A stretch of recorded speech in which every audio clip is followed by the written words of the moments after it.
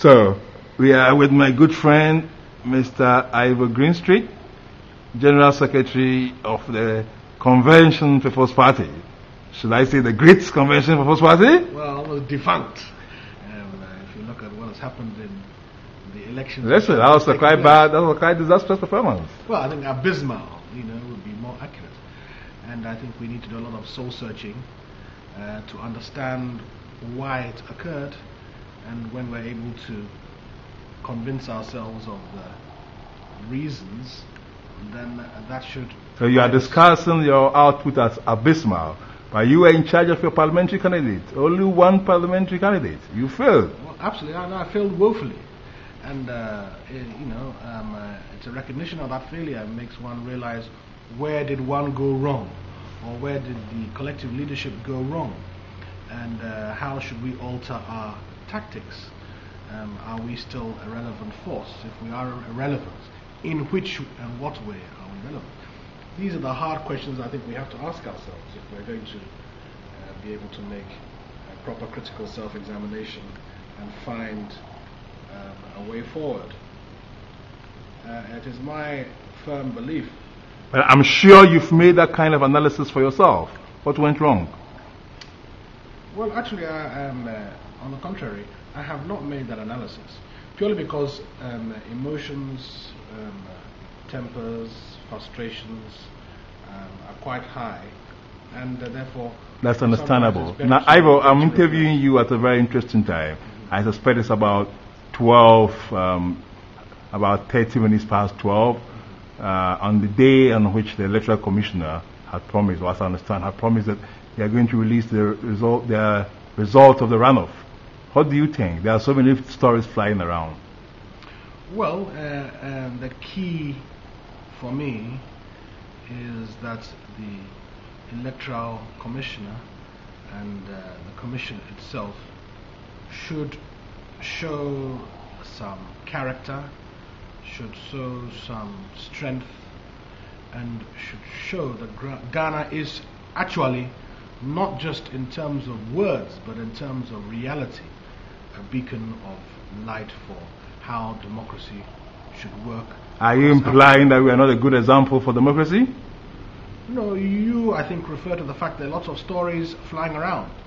And we don't... What have you heard? What stories have you heard? Well, I've heard what everybody has heard, and that is what most media stations came out to say. That on the basis of their analysis of results from all polling stations and constituencies around the country, that the National Democratic Congress, led by Professor Fifi Mills, won the election.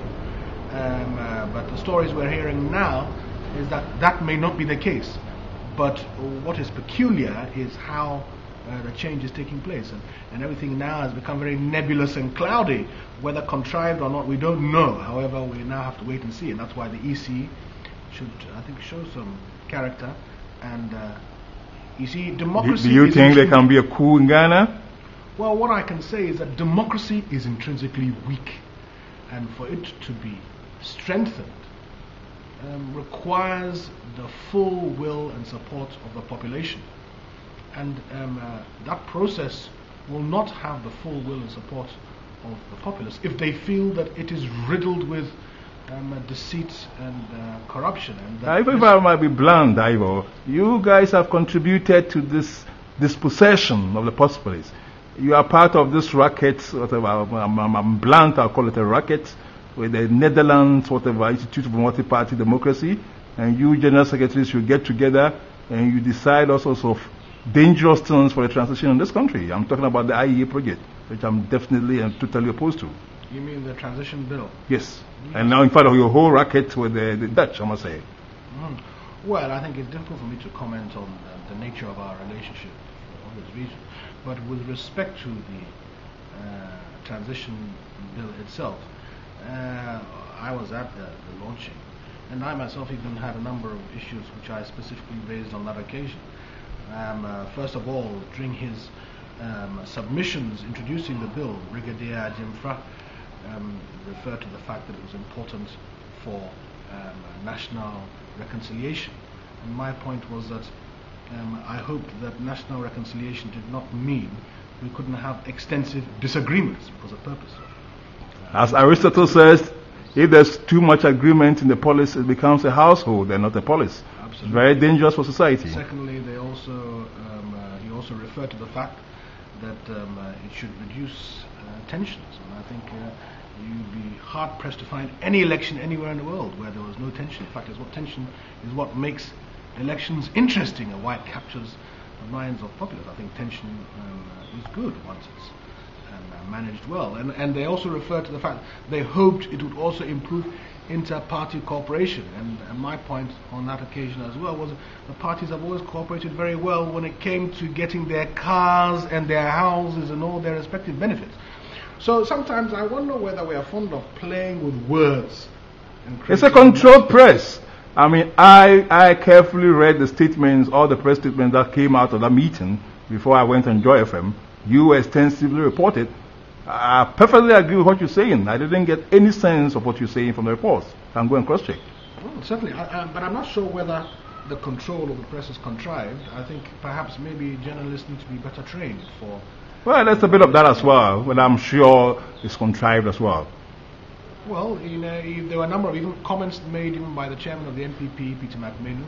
He was effectively saying that by the introduction of that bill, Ghana was moving forward to use their electioneering slogan, and the representative of the NDC, a good friend of mine, Alex Segbefia, came out to say, well, that yes, that is because they were changing the law. That is why they were moving forward. So he was using. This is just in banter. There were many other remarks, that were made on that occasion, and I specifically also indicated in my remarks that apart from the problems associated with the existence of a bill like this, that the problems that we are facing now with this runoff are similar to the problems we were facing with the runoffs in the year 2000. Anyway, I do not want to belabor that point. I have absolutely no doubt that this bloody IEA legislation is dead in the water. It's like several so-called draft bills produced. I mean, let's talk about more important things. You were making the point that we are somewhat, if I understand you correctly, not giving enough space for the popular cities to express themselves in politics. That's the fundamental point you were making before we got into IEA discussion. Well, no, I think you were asking me whether the conditions for a coup are prevalent or whether they exist. And I think I was referring to the intrinsic weakness of democracy and how it required full participation of the populace in the process to maintain its process.